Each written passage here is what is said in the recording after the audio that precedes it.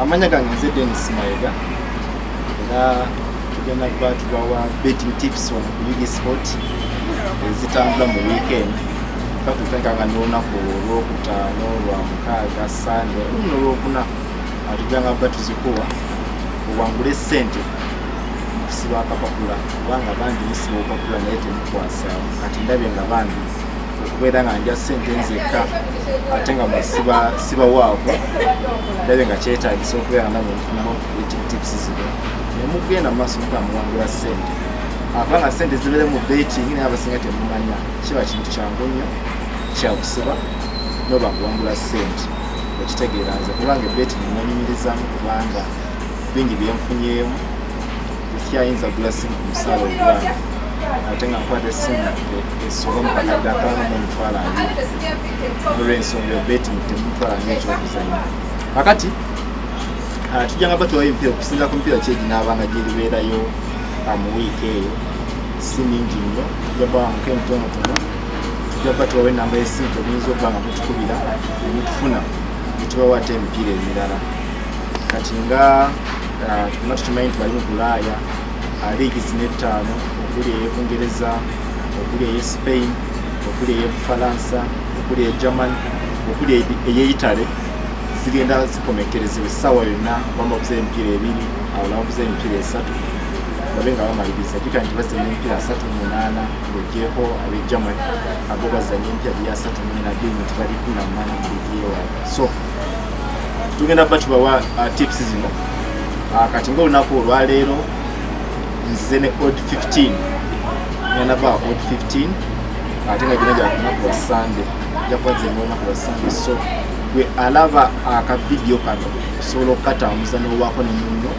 n'omuyamba okubeera nga bwamugwavu ze kambawe tips gavumenti erina kyerimpa mwemunamanya kyemulimpa oba kyemulinsiima ali nga ndabamba odd 15 olunaku olwaleero okusinga ennyo weekend eno action egenda kubeera wali mu ggwanga erya Spain kubanga ekikopo kyabwe kirabisa kiyinza okugenda ku waya naddala nga ttiimu ya Atletico Madrid yakuba ttiimu ya Real Sociedad negaziya emisajja gy'okubeera nga beera ku table waggulu then tujja kuba tutunayeko mu ggwanga erya Spain n'eggwanga erya Bufalansa kigenda kuba twekubirayo nnyo kubanga liigi zayo kati zitanaba kubeera nga zikutuka because tumanyi nti Germany Bayern Munich yamaze dda okubeera nga akitwala Italy Inter Milan yamaze dda okubeera nga akitwala Bufalansa tekinaba kutuka kiri wakati wa ttiimu ya Lille PSG Lyon ne Monaco then Italy gambe kyamaze dda okubeera nga kikutuka Spain kikyali wakati wa ttiimu zisatu okuli ttiimu ya Atletico Madrid Real Madrid kosa Barcelona so tugenda batwetolerawo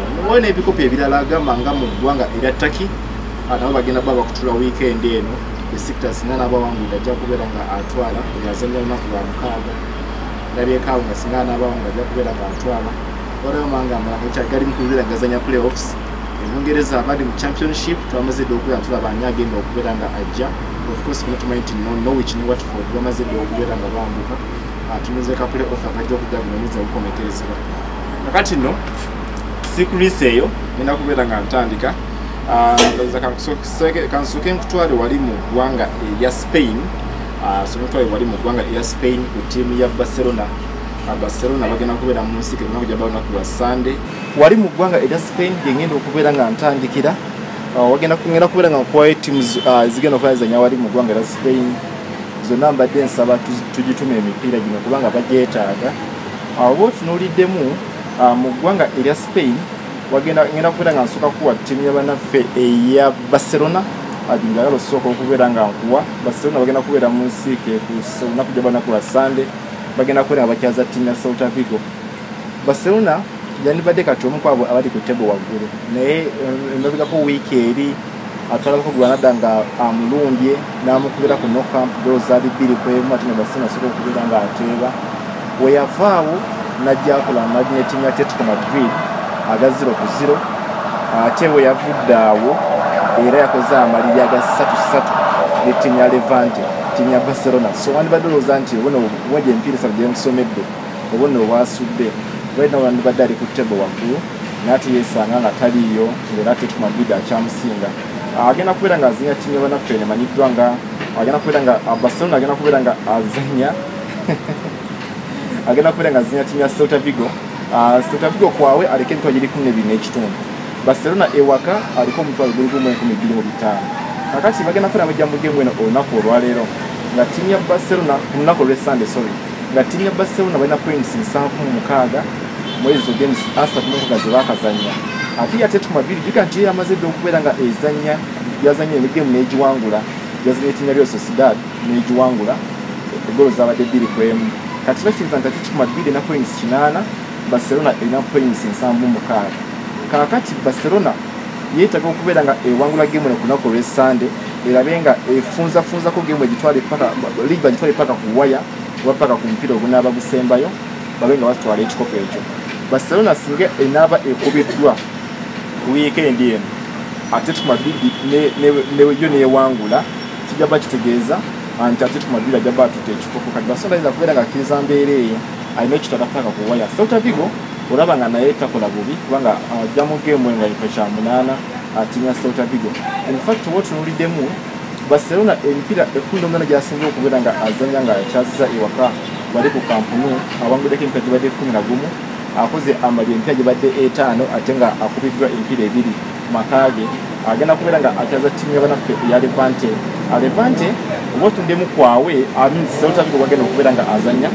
Celta Vigo kwawe ezo games 18 zazanye kwawe alinako wins 4, alinako draws 8, then ne losses 6 azayina timu ya Celta Vigo.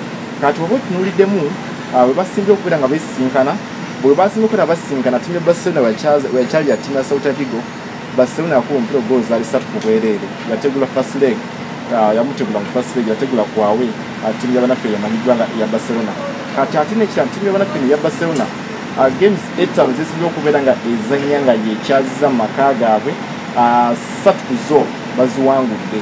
In fact ebiri zasinga okubeera nga azanyira ku maka ge timu ya Barcelona, ogumu bagumukubye ogwa Granada, omulala bakoze malira gwa Atletico Madrid timu ya Barcelona. So wotunuddemu embeera yonna wotunuddemu statistics zonna zigengeza nti Barcelona ajja kubeera nga wangula game eno olunaku gya banaku lwa Sunday ku ssaawa emu ey'akawungeezi. Then timu nayenyinza okubeera nga nkusomerako era bali mu ggwanga erya Spain njagala nkuwa timu y'abanaffe emanyiddwa nga eya Atletico Madrid. Atletico Madrid bawangudde game ya Real Sociedad olunaku olw'eggulo. Bagenda kubeera nga bakoma ku nnaku gya banaku lwa mukaaga ku ssaawa 2:30. Bagenda kubeera nga bakyaza timu ya Osasuna. Atletico Madrid aliko omutwalo 1310 okubeera nga ategula game eno ewaka ate nga timu y'abanaffe eri ya Osasuna eriko emitwalo 13 okubeera nga ategula game eno kwawe. Kati oba otunuddemu tugambe ku kimeeza Atletico yakulembedde table ne points 8. By the way Atletico yeetaaga win ya weekend eno yokka depending ne results nazipite mu game ya Real Madrid gyeyina okuzanya olunaku olwale kubanga Madrid ku weekend bajja kufuna abazanya timu ya Atletico Bilbao. Atletico Madrid singana bafunye win eno olunaku weekend ku lunaku olw'Essande singana bakuye timu ya Osasuna ajja kubeera nga atangaziza emisajja okubeera nga atwala ekikopo ekyawali mu ggwanga erya Spain. Kinasinza ku result enava mu game ya Real Madrid kubanga Madrid erina game ku lunaku olw'Essande yenga etali nyangu kubanga Madrid erina okubeera nga kyali timu ya Atletico Bilbao ku lunaku lwa Sunday. Naye kati abo nabo bo bakutte n'okwata timu ya Atletico Madrid aliko omutwalo 1310 n'okwata timu ya Real Madrid. Timu ya Real Madrid agenda kubeera nga eri kwawe alimu omutwalo 1478. By the Madrid bali mu musala ssente yabadde mu 9 naye bali mu kubeera nga bamusala amajja. Then n'okwata timu y'abanaffe ya Barcelona alimu omutwalo 1225 n'otandikiraawo. Kati tuvaawo tugenda kugendako ku wali mu ggwanga erimanyiddwa nga erya Bufalansa. Bufalansa naye ekikopo kya bukyali kizibu tetunaba kubeera nga tumanya ani agenda okubeera nga atwala ekikopo kya wali mu ggwanga erya Bufalansa season eno kubanga oba otunuddemu timu ya Lille yakyakulembera ekyo wali mu ggwanga erya Bufalansa olaba nga ekikopo akyetaaga. Timu ya PSG ebintu ebongeramu game gye basinga okubeera nga bazanya game gye basinga okubeera nga bazanya aba PSG bazanya timu ya Rennes era bakola amaliri aga 2-2 PSG eno okubeera nga ewangula omupiira ogwo. Ate oba otunuddemu timu y'abanaffe eya Monaco ekikopo bakyakirengera oba olyawo ne timu ya Lyon bagamba nti ekikopo kyakyetaaga bakyasobola okubeera nga bakitwala wali mu ggwanga erimanyiddwa nga erya Spain mu ggwanga erimanyiddwa nga erya Bufalansa. Games za kuzanyibwa ku lunaku lwa Sunday bagenda kubeera nga bazanya essaawa zezimu bonna bagenda kubeera nga bazanya essaawa 4 bazanya essaawa zezimu olw'ekwewala syndicate okwewala nti kandekere ono kankuba ono kadheni ndekere oli akuba lo timu zojja okubeera ng'osanga nti singa naaba tewangudde game eno ku weekend eno ejja kubeera ng'eddayo okugezaako ye timu nga eya Laurier ne timu ya Nantes. In fact Nantes balina musala ssente. Nantes agenda kulenga kyali timu ya Dijon bali mu ggwanga era Bufalansa buli abadde amukwatako abadde amukuba bukubi timu y'abanafe ya Dijon agenda kubeera nga atyaza timu ya Nantes kwawe ali mu mutwalo guli gumu 15 okubeera nga ategula game eno kwawe olaba nga agwetaaga ku lunaku olwokubiri alimu omutwalo gwali gumu 7 ne rate kwali musalya ssente olaba nga balaba nti ajja kubeera nga agutegula then ne Laurier alimu omutwalo gumu 7 kuba timu ya Metz wali mu ggwanga era Bufalansa olaba nga naye agwetaaga gambye Bufalansa game zonza kuzannyibwa ssaawa 4 wabula kati tetutuuse tetukyawa ntono obona alina bulwadde weebati timu news tezikola nnyo akadde kano tutuuse tuwa ani yeetaaga okulaba nga asigala mu liigi abamu tebagala kukoka wansi abamu tebagala kubeera nga abamu bagala kwena bakika mu bifo biri ebimanyiddwa nga ebya Champions League. Liri agenda kubeera nga atyaza timu ya Saint Etienne. Liri aliko omutwalo guli gumu 12 okuba timu ya Saint Etienne. Liri yeetaaga okubeera nga awangula game eno ku weekend eno. In fact ukimanyi wendi Sunday wenaatuukira ajja kubeera nga bamusaze nga ali mugumu nga 2-5 bagumu 13. Liri alina points 79 ate nga amugobagobako timu ya PSG alina points 76. Kati bakazanya empya gya 36. Liri singa anaba azanye game eno n'agigoba ajja kubeera nga alina points 82. PSG singa anaba agobye ajja bagenda points 79. Kakati kiba kitegeeza anti Liri game gyali sembeyo okubeera nga azanya ajja kujjamu nga ayagala maliri oba ayagala x ekika kyonna. In fact ono oli mugadinga ajja bayagala point emu butafuna kunga timu y'abanafe ya PSG. Monaco alina points 74. Monaco agenda kubeera nga atyaza timu y'abanafe ya Rennes. Monaco alimu omutwalo gumu 4 agenda kuzanya timu ya Rennes yoyinza olowooza nti sinnafunye ekyenkanidda kubanga Rennes game yabwe gye basimbyeyo okubeera nga bazanye timu ya PSG mu liigi. Rennes yabadde kyaziza omupiira ogwo era mujjukira omupiira ogwo PSG yasooka neeteeba Neymar yasooka n'ateeba penalty mu kitundu ekisooka kigenda kuba nga kikomekerezebwa. Then ekitundu ekyokubiri Rennes nejja kufuna equalizer. In fact gwa goal yali emu ku emu game yawasako wabandi twagina ku bisiti zaffe neetuliisa timu ya PSG. Ku mulundi guno PSG Monaco bagwetaaga. Monaco singa n'abeegobe game eno ku weekend eno ejja kubeera ngena points 77. Jjukira Monaco ekifo kyali mundu akadde kano kigenda mu Europa kubanga Bufalansa batwala akulombedde n'owokubiri mu kikopo kya Champions League then owokusatu aba azanya Europa then owokuna aba azanya qualifier ya Europa wali mu ggwanga erya Bufalansa. Kati Monaco alowooza nti singa PSG anaaba alemeredde okubeera nga agoba ekinga ekizibuzibu Monaco ayinza okubeera nga akola ki ayinza okubeera nga ayitawo n'agenda mu kifuga Champions League. Ekikopo alinga takyakirengera naye kati abala kifita Champions League timu ya Monaco. Ate PSG agenda kujja mu game eno ng'alimu obukoobuko obumu kubanga ku lunaku olwokusatu lunaku olweggulo yazanye timu ya Montpellier mu kikopo kiri kya Copa de France oba kyoyinza oyita Uganda Cup ya Uganda oba FA Cup y'eggwanga erya Bungereza.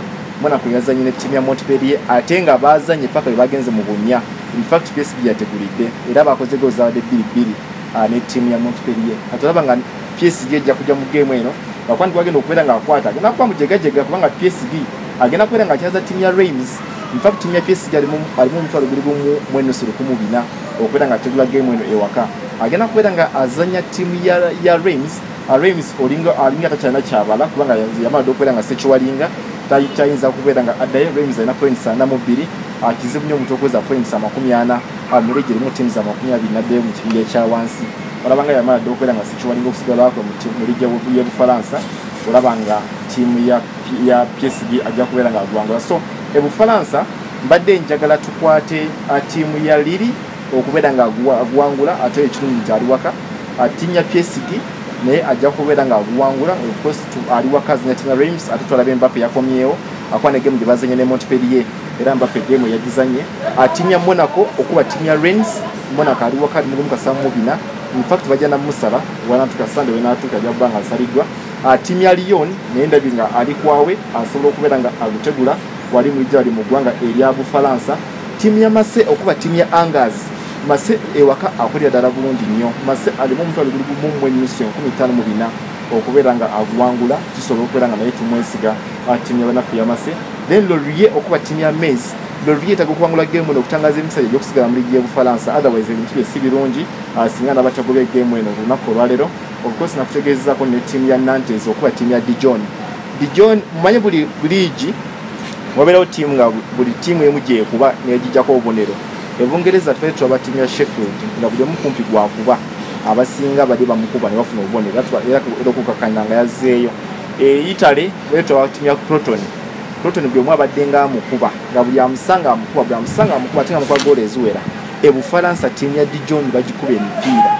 Dijon buli omu abadde nga amukuba era Nantes tewewunyisa nga Nantes alabana kubeera nga asigala mu ligi y'Ebufalansa naye nga ate ODI bagenda maaso n'okwera bagisala ne mugumunya bitaano. Nze namaze dde okubeera nga mukwata okubeera nga game eyo agitegula ttiimu ya Nantes. Njala mpeko ko wali mu ggwanga erya Italy nga tunatera okubeera nga tufundikira mu ggwanga erya Italy wagenda kubeera action eyakabi kubanga tuituuse okubeera nga tulaba Cristiano Ronaldo ne ttiimu ya Juventus nga tebakuba Champions League yadde okuba tebajja kuba Champions League bayinza okubeera nga bajja kuzanya kikopo kyekimanyiddwa nga ekya Europa wali mu ggwanga erya Italy nanagadde okubeera nga ntalayo keeyo omanye kinatambula kitya. Italy nze kurangi sigenda kujayo teams nyingi. Of course tumanyi nti Atalanta agenda kubeera nga azanya. Atalanta ajja kuzanya kunaku lwa mukaaga nsize kunya games za kunaku lwa Sunday. Atalanta naye sure abasi bakatambula musolo okubeera mu muteekamu alimu omutwalo guli gumu 132 mpaka bali musala yabadde mu gumunya naye waliwo ttiimu bagita AC Milan. AC Milan egenda kubeera nga ezanya ttiimu ya Cagliari olunaku olw'eggulo ku lunaku olwokusatu. AC Milan bakyalidde ttiimu ya Torino. AC Milan ekuba goolo zaabadde 7 ku bwereere molova ng'erikwawe yalimu emitwalo gyali 2.5 naye olunaku olw'eggulo batuukidde okubeera nga bazanya nga ali mugumu 9 bamusaze bamuzize nti omupiira agwetaaga okubeera nga aguwangula. AC Milan jika nti naye yakuba ttiimu ya Juventus eggoolo ziri 3 ate nga naye yamutegula alikwawe wiiki eri kati yategudde ttiimu ya Torino. Abo bonna Juventus ne Torino bonna bava mu kibuga kyekimu bonna bava mu kibuga Turin wali mu ggwanga erya Italy. Kati ku mulundi guno AC Milan agenda kubeera nga akyaza ttiimu ya Cagliari. In fact AC Milan olwamaze okuzanya olunaku olw'eggulo nga amaze okuba ttiimu ya Torino ezo ggoolo 7 basaze ODI. AC Milan yaddemu omutwalo gwadde gumu 1.6 okubeera nga ngula omupiira ogwewaka. Bwenjogera akadeeka ntimu ya AC Milan alimu omutwalo guli gumu 14 gwe alaba ka video kano nanekusabye nti odduke mangu osaye nga tebannamusa kubanga Sunday wenaatuukira ajjeba mu gumu 13 bagumu 2.5 tubala nnyo odds zino kuba twagala kutuzisibe nga zikyali waggulu. AC Milan webaawo abo ttiimu gyenyiza n'okuteekako obulamu bwange nti ye ttiimu ya AC Milan kubanga kyebala eyala kulaba ng'ewangula mupiira ku mupiira esibye ttiimu ya Juventus emabega ebbali. Juventus asobola okubeera nga kuba akateeka okuvuka aka Europa kubanga oba otunudde ku table wali mu ggwanga erya Italy. Of course Inter yatwala ddala akadala points 88 naye olunaku olw'eggulo yakubye. In fact yabye ttiimu ya Roma olino gyagenda okubeerako season ejja. Atalanta mukifo kya 4 points 75 AC Milan kifo kya 7 points 75 olaba nga n'ekifo ekyokubiri AC Milan akyetaaga. Napoli kifo kya 4 ne points 73 kati Juventus ajja mu kifo ekyokutaano ne points 72 ate nga Juve ku weekend alina omupiira ogw'amaanyi agenda kubeera nga in fact ku Juve ku weekend agenda kubeera nga azanya ttiimu ya Inter Milan. Inter Milan nadde amala dde okubeera nga atwala naye ayinza okujja n'ekino ekigamba nti ndi w'amaanyi n'okukuba omupiira ndabe nga toyinza kubeera nga tujjawo ejjoogeere. Jika nti Juventus abadde aludde ebbanga bu season to season yatwala ekikopo kyawali mu ggwanga era Italy naye ku mulugu tulina okubeera nga gitambula bulungi. In fact tiimu egenda okubeera nga gitegula ku weekend eno ye ttiimu ya Napoli okuba ttiimu ya Fiorentina. Napoli aliko omutwalo guli gumu 58. Napoli yabaddemu omutwalo gumu 9 bali mu 7 sente. Ttiimu ya Napoli oba otunudde ku table kati avuganya ttiimu ya Juventus. Napoli balina points 73 mu kifo ekyokuna. Juventus balina points 72 mu kifo ekyokutaano. Kati singa Napoli yageza n'asuula Juve ate najja wangula ttiimu ya Inter Milan Juve abakumumba n'abasooka baagala kusirya Juventus bali alina okubeera nga agenda mu Bulaaya. Kirizagana Napoli agenda kuba ttiimu ya Fiorentina kwawe ate nga Napoli abadde ku fomu etagamba kubanga mu games ettaano zasinga okubeera nga azanya wali mu ligi y'Italy games 4 aziwangudde alinamu amaliga mulundi gumu ttiimu ya Napoli laba nga naye agenda kubeera nga agwetaaga okubeera nga agwangula.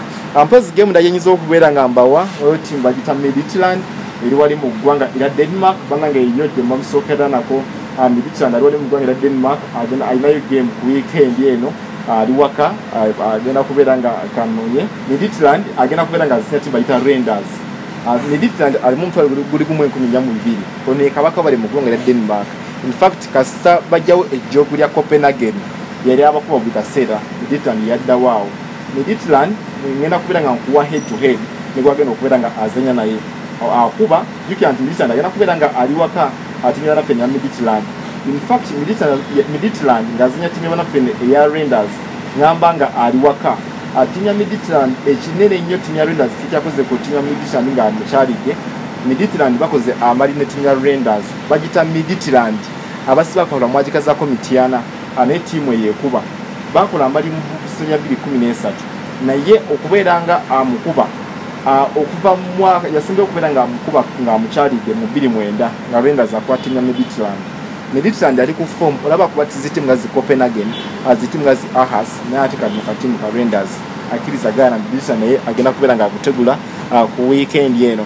Wali mu ggwanga erya Bungereza of course timu ya Liverpool gyeri naye olaba nga akyabana kubeera nga akika mu kikopo kire kya Europa League ali mu gumu 2-2 okubeera nga ategula game ku weekend eno timu y'abanaffe eya Liverpool netusobola okubeera nga tugumuwa akkiriza gaana gyakubaako kyatukolera timu y'abanaffe eya Liverpool ali kwawe ku weekend eno agenda kubeera nga akyalira timu ya West Bromwich Albion.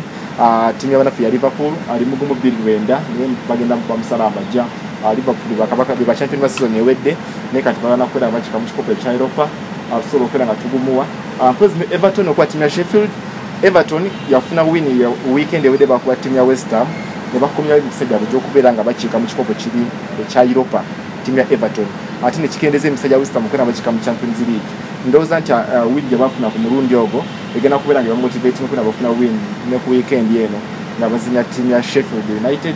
Sheffield yamazidde okubeera nga addayo. Everton ali mu mutwalo guli gumu 19 okubeera nga ategula game eno ewaka timu ya Everton. Timu gye ntidde mu Bungereza simanyi lwaki ngitidde naye ekintu kiŋŋamba nti etogisiba alenze ekintu kasesinga nti etogisiba sigyesibaako.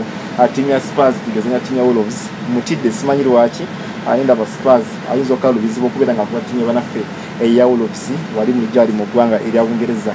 Nze Dennis Mayiga nfundikira mbawa akanamba kange abatategedde kyeŋŋambye obanga olina kyotategera olina kyobuuza oyala kumanya tiimu eno ekola etya osobola okubeera nga onkubirako ku 0704 37 00 53 ate abali ku MTN osobola okubeera nga okuba ku 0775 37 00 53 eva ebeera available 24/7 osobola okunkubira essaawa zonna z'olira zoyagala ng'olinako kyobuuza. Nkola gya muzanyo ku Galaxy FM Vuvuzela Mutabwe ne Square Pass Mutabwe 100.2 Galaxy FM. Mbeere bulungi tujja kuba twemaakinga wenaakomawo njabba mmanya ttiimu ze nabawadde mbagambe nti naba ttiimu 10 omunala twagutuuse ate nekyakyenkusaba tosiba zonna wenzikuwa sibako ensaamusaamu tosiba zonna ebiseera ebisinga abasiba olukalala nga mutaddeyo nusu 10 mwagala okuba akakadde sikanya nammwe tojja kukuba muyindi ng'oteekayo nusu 10 ofune akakadde wemba nzikuwadde sibako ensaamusaamu so ofujja mu lisiti nga 2 osobola okugamba nti ze ttiimu z'Ebufalansa kanzikwate zokka osobola okugamba nti ez'Ebungereza kanzikwate zokka osobola okugamba nti ez'Spain kanzikwate zokka kubanga ebikubo bigenda babizikira weekend eno eby'ettaki kizikira weekend eno ekikubo ky'ettaki osobola okugamba nti kankikwate kyokka kubanga ettaki abakyavuganya kuliko Fenerbahce yevuganya eno mwe muli Ozil Galatasaray yevuganya kosa Besiktas abo nabo bakyavuganya timumbuze ya Farukumiya tevuganya nga njogera kuzivuganya kuzagala etwala ekikopo tosiba zonna londako enamba zange nziddamu 0704 37 0053 ne 0775 37 0053 nkubiraako tunyumye akapapula ke tuba tunyumya bannange mbeere bulungi.